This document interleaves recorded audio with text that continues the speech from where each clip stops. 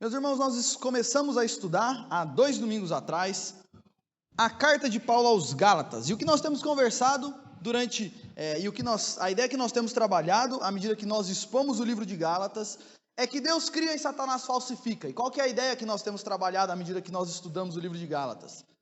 Deus cria tudo muito, muito, muito bom. E a coisa mais preciosa e aquilo que nós temos de mais precioso que da parte do Senhor é o evangelho da graça de Cristo Jesus. E o que o nosso inimigo faz? Ele frequentemente pega as coisas boas de Deus, dá uma mexidinha aqui, uma falsificadinha aqui, e nos apresenta algumas coisas que parece que a gente está próximo do Senhor, parece que a gente está no Senhor, mas a gente está distante do Senhor. E a carta aos Gálatas é Paulo escrevendo em defesa do evangelho da graça do Senhor Jesus, mostrando o que é o evangelho e defendendo o evangelho das diversas falsificações que o nosso inimigo faz e que muitas vezes nós caímos nessas falsificações e acreditamos nela. Então, o objetivo de nós estudarmos a carta aos Gálatas é nós fazermos uma reavaliação sobre como nós temos vivido e entendido as nossas vidas, para que estejamos constantemente realinhando a nossa visão com a visão de Deus. E eu quero te desafiar a, enquanto nós estamos aqui estudando essa carta, que você leia ela na sua casa. Leia, releia, a carta aos Gálatas tem 6 capítulos, então é uma carta rápida de ler, em menos de meia hora você lê a carta inteira, então leia essa carta na sua casa, leia uma vez, 2, 3, 4, leia um pedacinho hoje, um pedacinho amanhã, e aproveite esse tempo que a gente está estudando aqui, para não ser só algo que você ouve aqui no domingo, mas que durante a semana você fique meditando, remoendo aquilo que você ouve, para você alinhar a sua vida com a palavra do Senhor. Hoje eu quero estudar com você o texto de Gálatas, capítulo 2, versos 1 a 10, eu quero ler esse texto com você que diz o seguinte: 14 anos depois, Paulo dizendo, 14 anos depois eu subi outra vez a Jerusalém com Barnabé, levando também a Tito. Subi em obediência a uma revelação, e lhes expus o evangelho que prego entre os gentios, mas em particular aos que pareciam de maior influência, para de algum modo não correr ou ter corrido em vão. Contudo, nem mesmo Tito, que estava comigo, sendo grego, foi constrangido a circuncidar-se.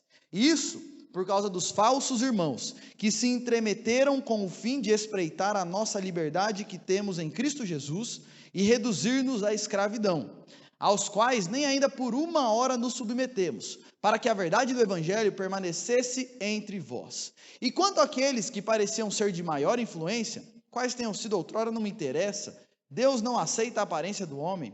Esses digo que me pareciam ser alguma coisa, nada me acrescentaram. Antes, pelo contrário, quando viram que o evangelho da incircuncisão me foi confiado, como a Pedro o da circuncisão, pois aquele que operou eficazmente em Pedro para o apostolado da circuncisão, também operou eficazmente em mim para com os gentios, e quando conheceram a graça que me foi dada, Tiago, Cefas e João, que eram reputados colunas, me estenderam a mim e a Barnabé a destra da comunhão, a fim de que nós fôssemos para os gentios e eles para a circuncisão, recomendando-nos somente que nos lembrássemos dos pobres, o que também me esforcei por fazer.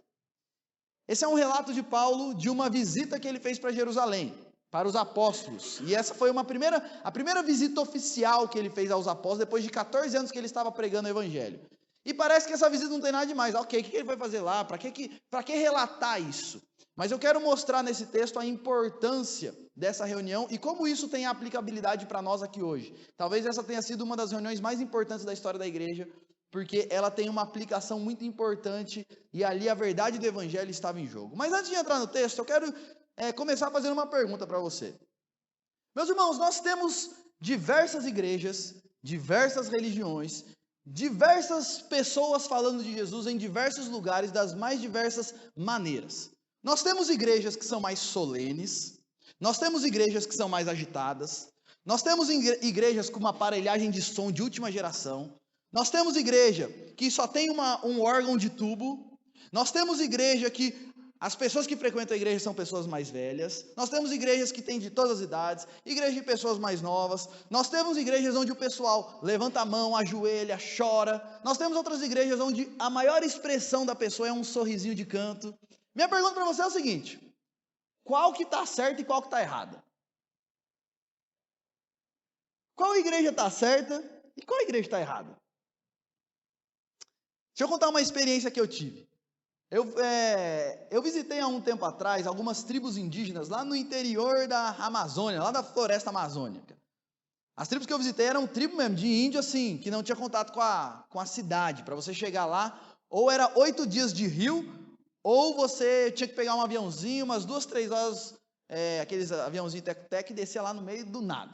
Cheguei lá, eu fui conhecer o trabalho de uns missionários. Isso é uma coisa que me interessa muito, eu gosto muito, e fui conhecer o trabalho dos missionários naquele lugar. Cheguei lá, eles tinham culto, eles tinham uma igreja formada, pessoas convertidas, e aí ele falou, amanhã tem culto. Aí eu falei, legal, que horas que é? É na parte da manhã. E aí eles tinham culto em vários, mas amanhã de manhã tem culto. Beleza, mas que horas? Não, é amanhã de manhã. Eu falei, tá bom. Acordei no outro dia. Aí chegou uma hora lá que tocaram uma trombeta, um berrante lá, um negócio, uma corneta que eles tinham lá.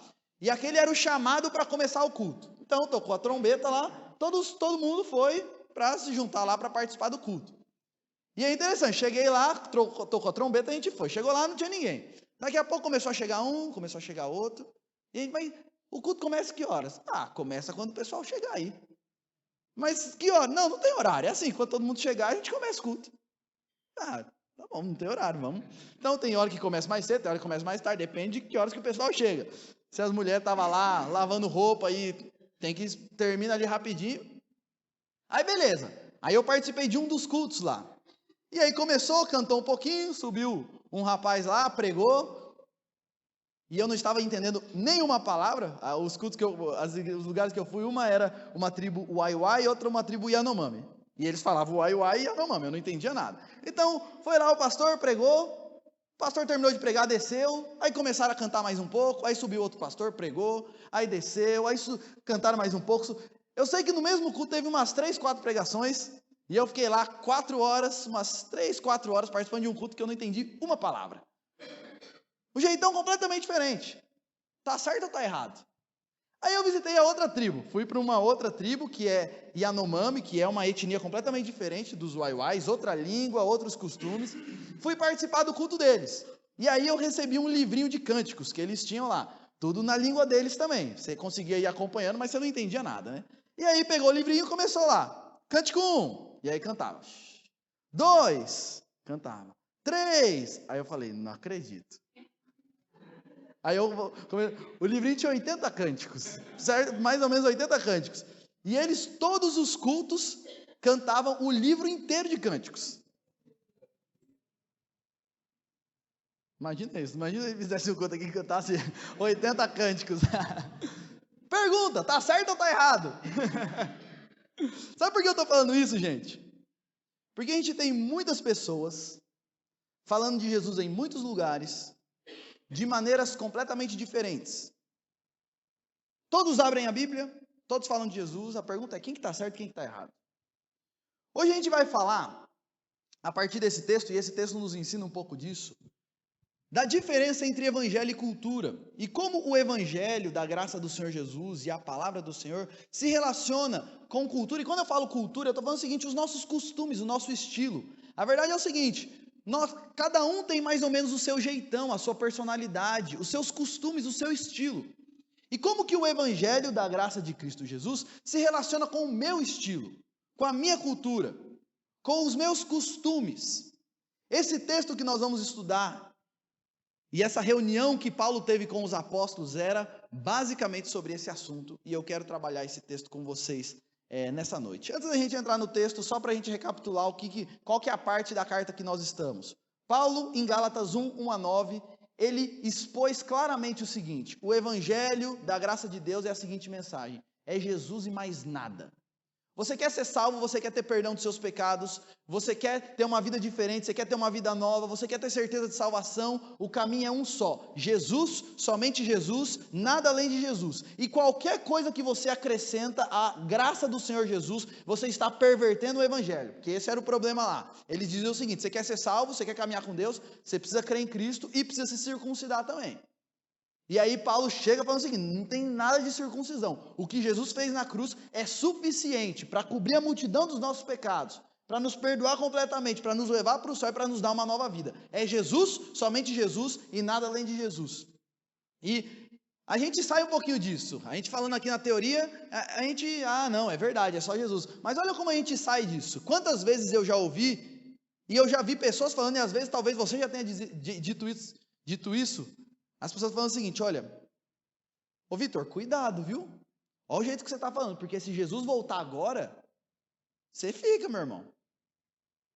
E o que está por trás dessa fala? A salvação depende de Jesus, mas você se esforçar e andar na linha. Porque se você não andar na linha, meu filho, Jesus vem e você fica. Paulo está dizendo, não, o evangelho é um só. Jesus, somente Jesus, e todos aqueles que se arrependem dos seus pecados e creem em Cristo, se rendem ao Senhor Jesus, eles são salvos. E eles passam a viver uma vida para Deus, mas não porque eles têm medo de ir para o inferno, mas porque eles olham para Jesus, amam a Jesus e falam, Jesus morreu por mim, eu quero viver para esse Jesus. Esse é o evangelho da graça do Senhor Jesus. Aí, Paulo vai continuar, e isso nós falamos na semana passada, Gálatas 1, 10 a 24, ele vai dizer o seguinte, e esse evangelho, gente, é um evangelho real, porque o que as pessoas diziam? Esse negócio que Paulo prega aí, não tá com nada. Paulo tirou isso daí da cabeça dele, Paulo prega esse negócio aí porque ele quer agradar vocês, e Paulo fala, gente, esse evangelho que eu prego eu recebi de Deus, e você quer ver como eu recebi esse negócio de Deus? Olha como isso transformou a minha vida. Esse negócio que eu prego de Jesus e mais nada, não é um negócio que eu tirei da minha cabeça. Tanto que, antes eu era um perseguidor, antes eu era um assassino, antes eu era alguém que era cheio de mim, cheio daquilo que eu fazia, cheio das minhas conquistas. A partir do momento que eu recebi o evangelho da graça de Deus, eu sou uma nova pessoa. Agora, eu estou disposto a morrer por aquilo que antes eu queria destruir. Esse evangelho é real, tanto que ele não é um conceito que eu estudo, é algo que mudou a minha vida. E deixa eu fazer uma pergunta para você. Você crê nesse evangelho, Jesus mais nada igual a salvação? A segunda pergunta para você é o seguinte, se você crê nesse evangelho, isso daí é só uma coisa que você entendeu com a sua cabeça, ou você pode dizer como Paulo, isso é real, tanto que mudou a minha vida, fez de mim uma nova pessoa, fez de mim um novo marido, fez de mim um novo trabalhador, fez de mim um novo homem, uma nova mulher, fez de mim uma nova pessoa, porque o evangelho da graça do Senhor Jesus é um evangelho que quando entra, ele muda tudo. E Paulo agora, nesse texto que nós estudamos, ele vai mostrar o seguinte, e esse evangelho que eu prego, não é um evangelho diferente do que Pedro, Tiago e João pregam, como diziam aqueles que estavam levantando-se falsos mestres na igreja, dizendo o seguinte, esse negócio que Paulo está falando aí, Pedro, Tiago, João, os caras lá de Jerusalém, que eram os apóstolos mais conhecidos, eles não ensinam esse negócio não, Paulo está fora, Paulo está pregando uma coisa e eles estão pregando outra. Paulo vai mostrar nesse texto o seguinte, negativo, o evangelho que eu prego, é o mesmo, exatamente o mesmo de Pedro, Tiago e João. E se nós sairmos disso, nós estamos voltando à escravidão. Porque o evangelho de Cristo é o evangelho que nos traz libertação de algumas coisas. E é isso que nós vamos estudar. Eu quero expor então esse texto e trabalhar algumas questões a partir desse texto. Então, eu quero começar lendo aí os versos 1 e 2, onde Paulo diz o seguinte, 14 anos depois, eu subi de novo para Jerusalém com Barnabé, levando também Tito. Paulo fala, eu fui lá para Jerusalém fazer uma reunião com os apóstolos. 14 anos depois do que eu recebi o evangelho, recebi o chamado de Deus, comecei a pregar, 14 anos depois eu fui lá. Subi, por que eu fui lá? Eu subi em obediência a uma revelação, porque Deus mandou que eu fosse lá, e eu fui para lá para expor para eles o evangelho que eu prego, eu fui para lá para sentar com eles e falar o seguinte, olha, o que eu estou ensinando por aí é isso daqui, Jesus, mais nada igual a salvação. E por que fala aí? E ele fala, e eu fiz isso em especial aos de maior influência, aqueles que eram mais importantes entre os apóstolos. Por quê? Porque eu estava com medo de correr em vão. Por que Paulo subiu lá? Porque primeiro ele recebeu uma ordem de Deus de ir para lá, e porque ele estava com medo. E eu fico pensando nisso, o apóstolo Paulo era um homem corajoso, ele foi apedrejado, chicoteado, e esse homem estava com medo do quê? E o ponto era, ele estava com medo porque estavam se levantando algumas pessoas que estavam dizendo que aquilo que ele pregava era diferente do que os apóstolos pregavam, e por isso ninguém deveria ouvi-lo. E ele estava com medo porque é o seguinte, todas as igrejas que ele tinha plantado poderiam ir por água abaixo e se desviar do evangelho do Senhor, se essas pessoas e esses falsos mestres prevalecessem sobre a igreja. E o que estava acontecendo, gente? Qual que era a grande discussão e a grande briga? E deixa eu explicar isso. Os judeus, e você sabe disso, os apóstolos e a igreja começou dentro da nação de Israel, os judeus tinham uma cultura muito forte, muito marcante. E os judeus, a cultura judaica é muito marcante, porque eles entendem que eles são, e eles entendiam isso, que eles eram os únicos corretos. Então, eles olhavam para si mesmos como nação e diziam o seguinte: se você quer seguir a Deus, vocês têm que viver igual a gente vive. A nossa cultura não é só mais uma cultura, é a única cultura e o único modo de vida e os únicos costumes de fato corretos são esses daqui que nós vivemos. E aí você tinha várias nações em volta, os gentios, e os judeus eram tão cheios de si que eles diziam o seguinte: todo mundo que não é judeu é gentil, não interessa, não tinha assim, americano, europeu, italiano, era o seguinte, ou é judeu ou é gentil, ou tá certo com a gente ou tá errado fora da gente. Os judeus eram assim, e eles eram muito preconceituosos com relação a quem não era judeu, eles olhavam de cima para baixo mesmo. E eles diziam o seguinte: se você quer caminhar com Deus, sabe o que você tem que fazer? Você tem que se transformar num judeu. Se você orar a Deus, ler a Bíblia e etc., mas você não se transformar num judeu, se circuncidando, parando de comer carne de porco, adotando um certo calendário de festa, se você não fizer isso, você não pode caminhar com Deus. Esses eram os judeus. Jesus veio, treinou seus discípulos, mas eles ainda estavam dentro do universo dos judeus. Então eles não tiveram problema, porque é o seguinte: começaram a pregar, o povo se convertia, mas era tudo judeu. Então assim, eles pregavam, todo mundo era circuncidado, ninguém comia carne de porco, não teve choque de cultura ainda. Só que aí vem Paulo, e Deus chama Paulo para pregar, aparece Paulo, e Paulo vai pregar para fora do círculo judeu. E aí começa a aparecer o problema, porque é o seguinte: e agora? O não-judeu se converteu. Ele tem que virar judeu para seguir a Jesus? E, gente, isso pode parecer uma coisa simples, mas essa daqui é uma discussão extremamente importante. Sabe por quê? Se esse negócio aqui tivesse prevalecido, você já parou para pensar nisso? Se Paulo não tivesse tido essa reunião e o negócio tivesse encaminhado e os falsos mestres tivessem prevalecido, ia ser assim, ó. A gente pregava aqui, alguém se converteu, terminava o culto, entrava no carro e vamos lá para o AOC para você se circuncidar.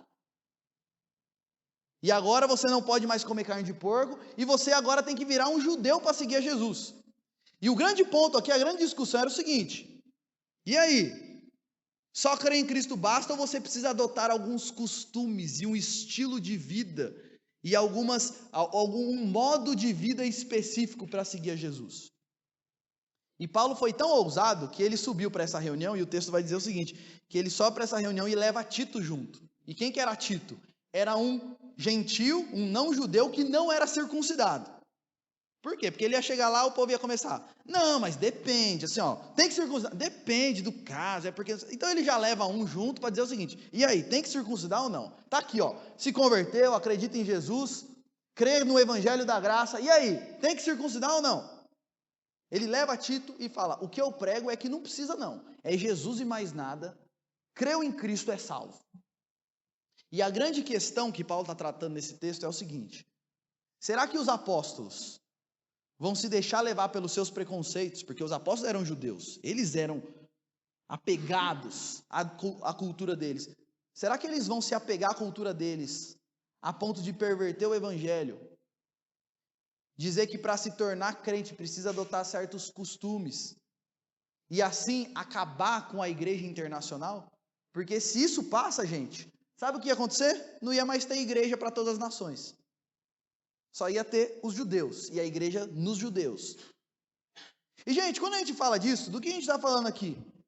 A discussão é o evangelho e a cultura. Como é que as duas coisas se relacionam? A pessoa tem seus costumes, a pessoa tem seu jeito, e aí você tem o evangelho aqui. Como que as duas coisas se misturam? E nós temos basicamente 3 posicionamentos sobre isso. E 3 maneiras como a gente pode lidar com o evangelho e com a cultura. A primeira maneira é quando eu entendo que existem muitos evangelhos para muitas culturas. Como assim? Eu pego o evangelho, eu tenho o meu jeitão de ser, a minha cultura, os meus costumes, e do lado aqui eu tenho a palavra de Deus.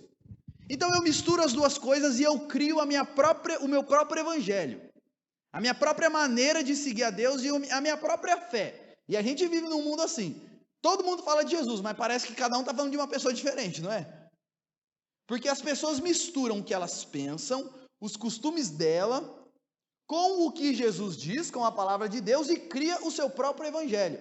E a gente começa a ver algumas coisas do tipo assim, você ouve algumas pessoas falando de Jesus que parece que está falando de Silvio Santos. Quem quer dinheiro? E Jesus está aí para isso, para te dar dinheiro. Tem pessoas que falam de Jesus como se ele fosse um coach, onde é o seguinte, você está precisando resolver os problemas da sua vida, você está precisando melhorar o seu casamento, então Jesus é aquele que resolve todos os seus problemas e te direciona para você resolver todos os seus problemas. E aí você começa a ver algumas perversões do evangelho. Por quê? Muitas pessoas começam a misturar o evangelho, seus pensamentos, seus princípios, sua cultura, e cria a sua própria maneira de entender o mundo. Uma outra tentativa e um outro jeito é a pessoa que entende o seguinte, você tem um evangelho e uma cultura, que é o que os judeus queriam. Você tem o evangelho e só tem um jeitão e um estilo para você viver esse negócio aqui.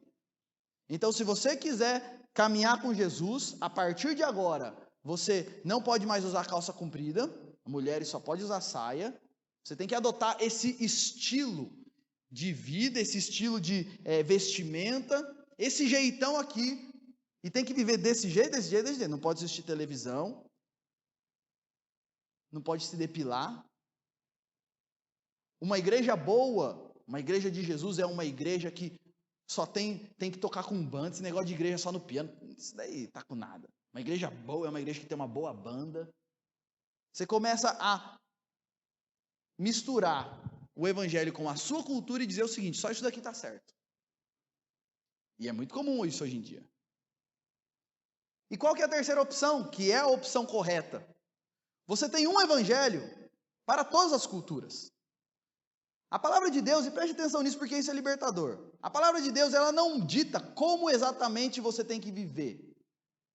Acorde tal horário, faça isso, se vista assim.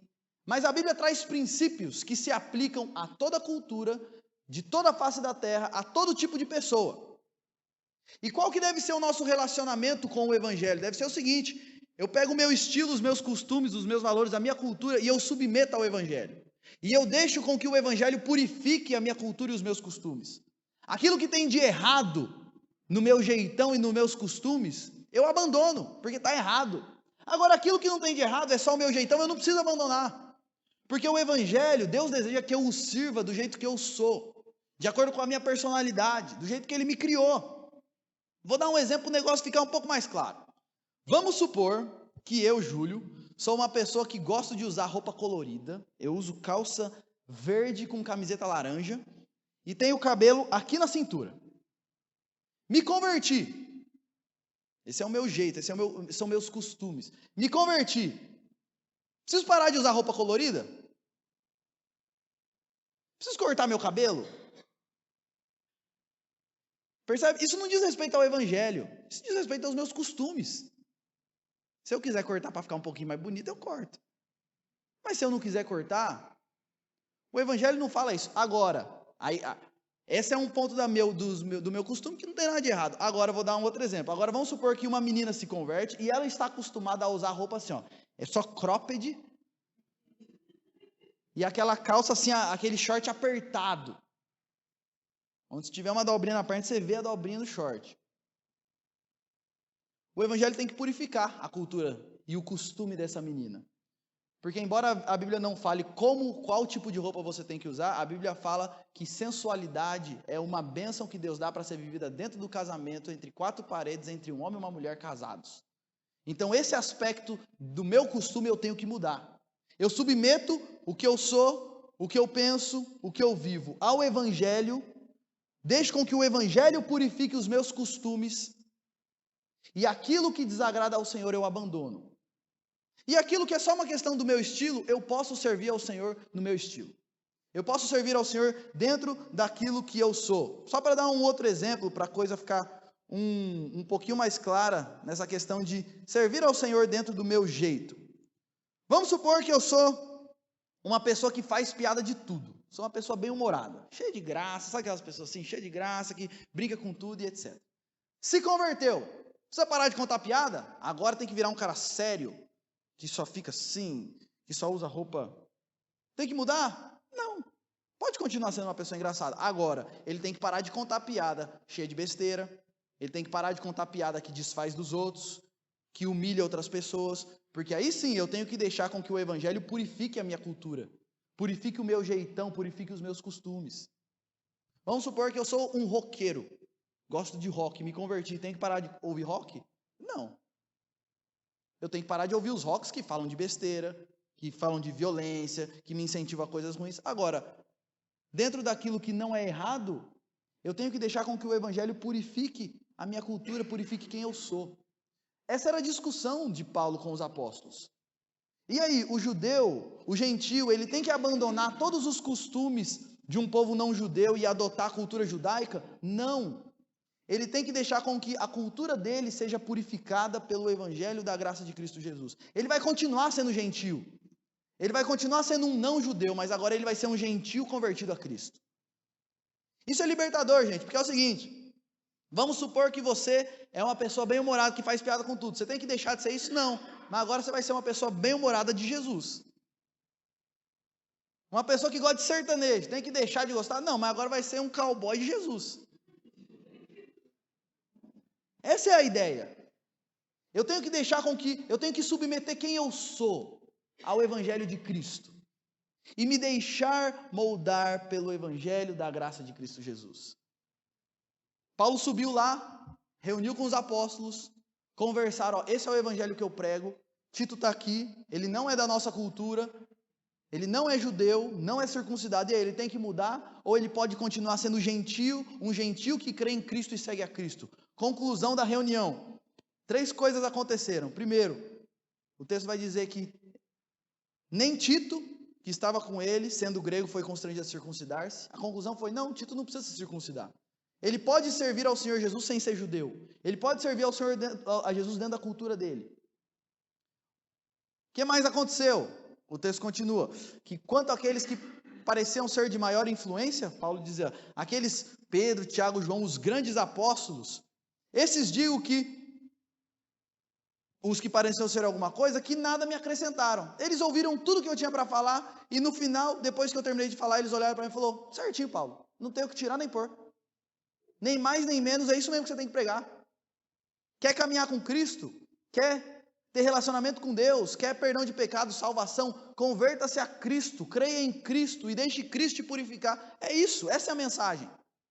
E o texto vai dizer que Paulo olha e fala, ó, não acrescentaram nada, não tiraram nem colocaram. E o que mais que aconteceu?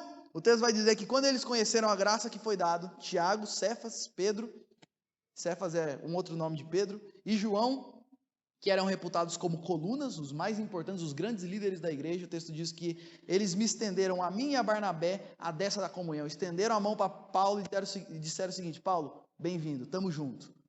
E é interessante porque ele fala, ó, a fim de que ele fosse para os gentios e nós para os da circuncisão. E olha que interessante isso. A conclusão da reunião é, Paulo, nós pregamos o mesmo evangelho, mas para públicos diferentes. Eu prego para gentil, você prega para gentil e eu prego para os judeus. A gente prega de formas diferentes, de maneiras diferentes, mas o que nós pregamos é a mesma coisa, então nós estamos juntos pela causa do Mestre de Cristo Jesus. Essa foi a conclusão da reunião. Um evangelho para todas as culturas. Um único evangelho e uma única mensagem, que é vivida por cada pessoa, em cada contexto, dentro de cada cultura e dentro de cada costume, mas todos juntos unidos pela mesma fé, demonstrando, e isso é bonito da igreja, pessoas diferentes, de culturas diferentes, de classes diferentes, com costumes diferentes, seguindo e servindo ao mesmo Cristo. O que isso gera, gente? Quando a gente entende esse negócio aqui, isso gera 2 coisas nas nossas vidas: liberdade e unidade. O texto vai dizer, quando Paulo fala que ele subiu para Jerusalém, ele fala que ele fez isso porque tinha falsos irmãos que eles estavam querendo espreitar a nossa liberdade que temos em Cristo Jesus e reduzir-nos à escravidão. Eles estavam querendo privar-nos da nossa liberdade que nós temos em Jesus e nos reduzir à escravidão. E sabe o que esse texto nos mostra? Quando nós estamos em Cristo e no Evangelho de Cristo, nós temos 2 coisas, 2 tipos de liberdade. Primeiro, liberdade cultural. Eu posso servir a Jesus dentro do meu estilo pessoal. Se eu sou homem, eu sirvo ao Senhor como homem. Se eu sou mulher, eu sirvo ao Senhor como mulher. Se eu sou rico, eu sirvo ao Senhor sendo rico. Se eu sou pobre, eu sirvo ao Senhor sendo pobre. Se eu sou estudado e eu tive a oportunidade de fazer cursos e mais cursos, eu sirvo ao Senhor sendo uma pessoa assim. Se eu sou uma pessoa que não tive a oportunidade de estudar, eu posso servir ao Senhor mesmo assim. Porque o evangelho não é para um tipo de pessoa. O evangelho é para todo tipo de pessoa. Isso nos traz liberdade, porque quantas vezes, talvez você tenha olhado para alguma outra pessoa que segue a Jesus e fala assim, rapaz, eu sou tão diferente, eu acho que esse negócio aí não é para mim, não. Esse negócio aí não combina comigo. Isso nos traz liberdade porque é o seguinte, eu não preciso mudar o meu estilo para seguir a Jesus. Eu preciso deixar com que Cristo purifique o meu estilo.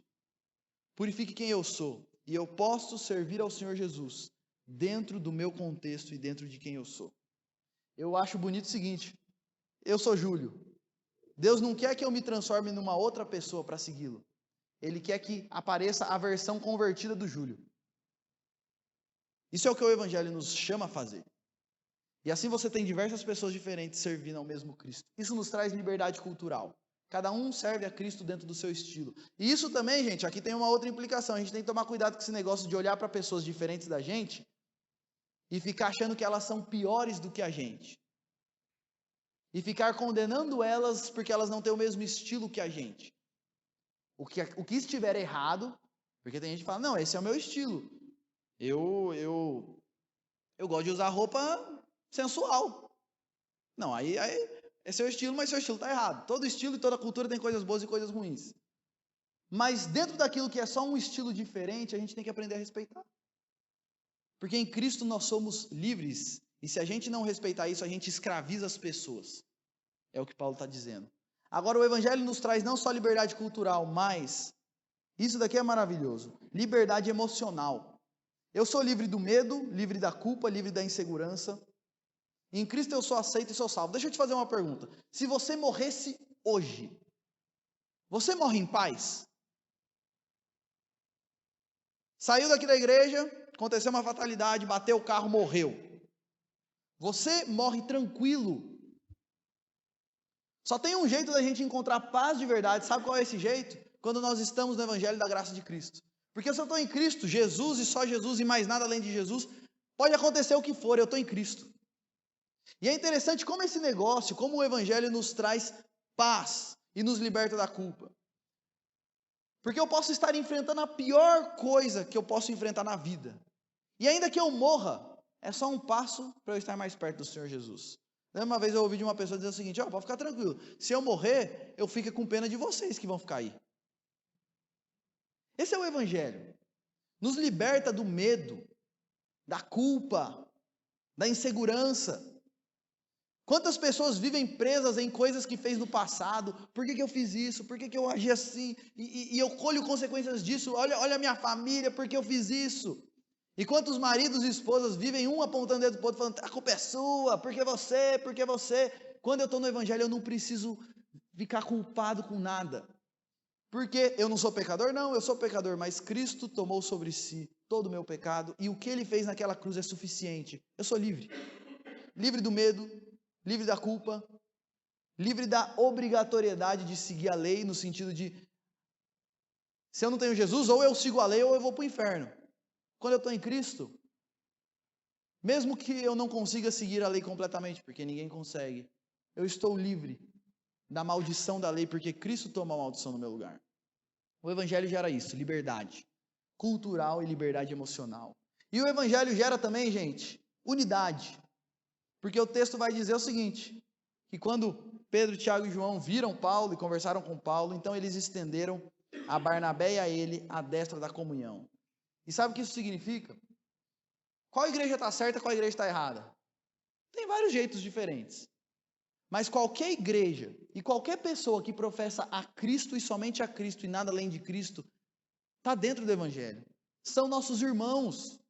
A gente caminha junto. E nós compartilhamos da mesma fé e do mesmo Cristo. Seja os índios lá cantando o inário inteiro, 80 cânticos por culto, ou a gente aqui cantando, e lá eles cantavam só na voz, não tinha nenhum instrumento. Ou a gente cantando aqui 5 cânticos por culto, tudo com banda toda. Se a mensagem, o que importa não é a maneira como é pregado. O que importa é a mensagem pregada. E se a mensagem é Jesus, somente Jesus e nada além de Jesus, e a palavra do Senhor, é isso que é pregado, nós estamos juntos, unidos pela mesma fé. E, gente, o Evangelho, ele traz uma união que a gente não vê em nenhum lugar. Nós vivemos em um mundo extremamente preconceituoso, onde as pessoas não se misturam. E, claro, a gente já teve muito preconceito com relação a negro e branco. Hoje em dia, não é que não existe, mas esse preconceito é um pouco tá um pouco mais fraco. Mas eu diria o seguinte, sabe qual que é o maior preconceito que a gente tem na nossa sociedade hoje? Não é com relação à cor da pele, mas é com relação à classe social. Rico e pobre. Você vê fora da igreja um rico tendo amizade com um pobre? Um rico convidando um pobre para ir tomar café na casa dele? Um rico frequentando a casa de um pobre? Tanto o rico olha para o pobre como assim, esse daí não está no meu nível, esse daí não se esforçou.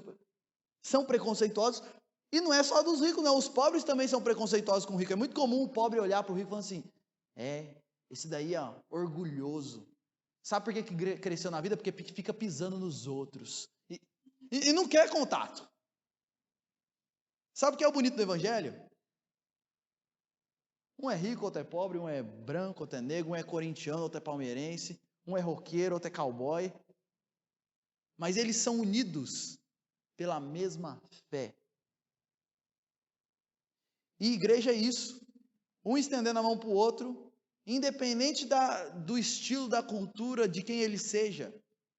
Se ele crê no mesmo Cristo que eu, nós somos irmãos e estamos unidos pela mesma fé. E a gente precisa viver assim, gente.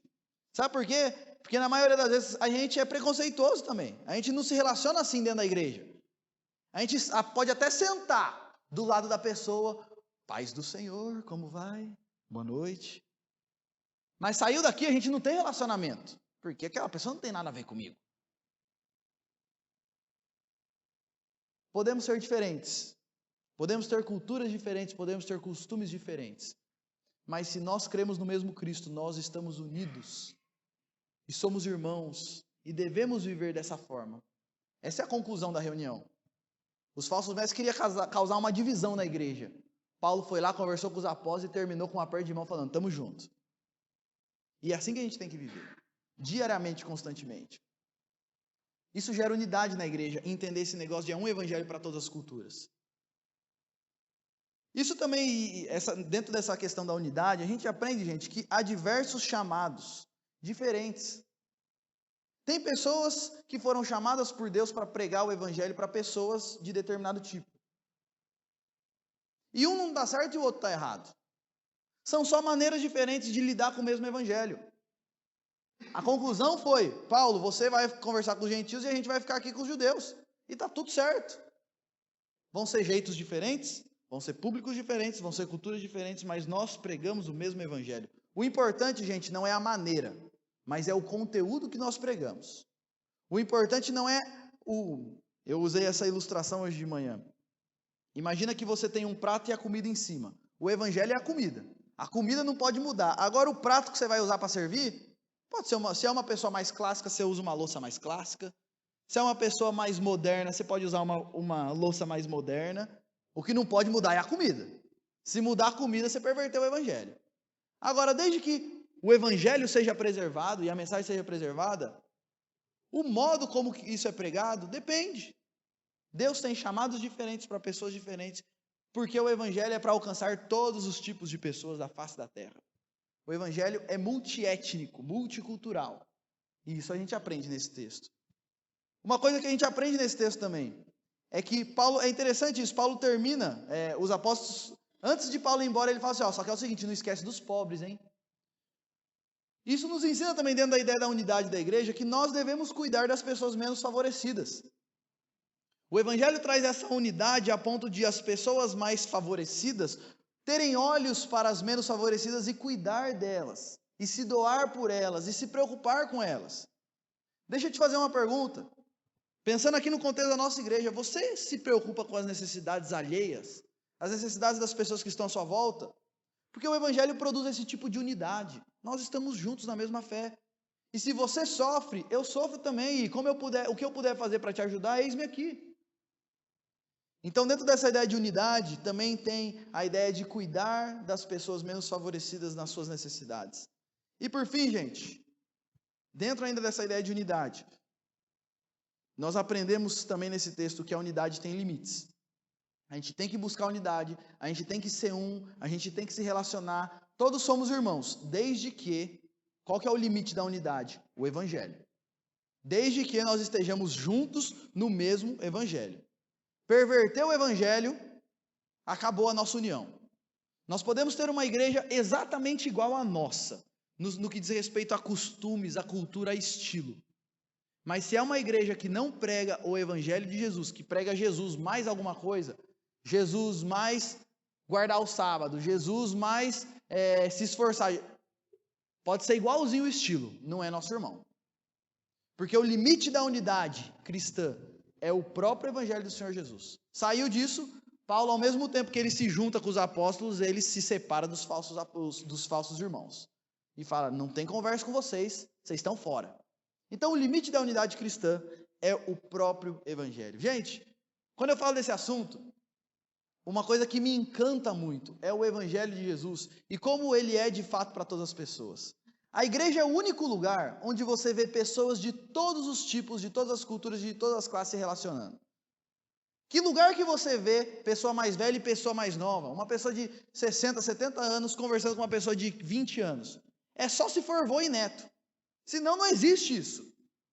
Que lugar que você vê rico e pobre se relacionando? Nordestino e paulista. Corintiano e palmeirense. Pessoas dos mais variados tipos. Sabe qual é o único lugar? Na igreja do Senhor Jesus. Por quê? Porque a graça de Cristo é algo tão transformadora e tão impactante, que você pode ser completamente diferente de mim. Se você está no Evangelho, eu tenho muito mais em comum com você do que qualquer outra pessoa. E a minha pergunta para você é o seguinte: esse Evangelho já te atingiu de tal forma que você olha para as outras pessoas que também estão seguindo esse Evangelho e fala, olha, eu tenho tudo em comum com essa pessoa, eu quero caminhar com ela. Eu quero encerrar, gente, trazendo 3 questões para você refletir e praticar. Primeira pergunta que eu faço para você: você desfruta da liberdade cultural e emocional que recebemos em Cristo e em sua graça? Você pode dizer que você é livre? Livre com relação à culpa, livre com relação ao medo, livre com relação à insegurança? Que você desfruta dessa liberdade cultural para servir ao Senhor Jesus dentro de quem você é, dentro dos seus costumes, dentro da sua cultura? Você pode olhar para Cristo e dizer, Senhor, obrigado, porque no Senhor eu sou livre. Isso é o que o Evangelho produz em nós.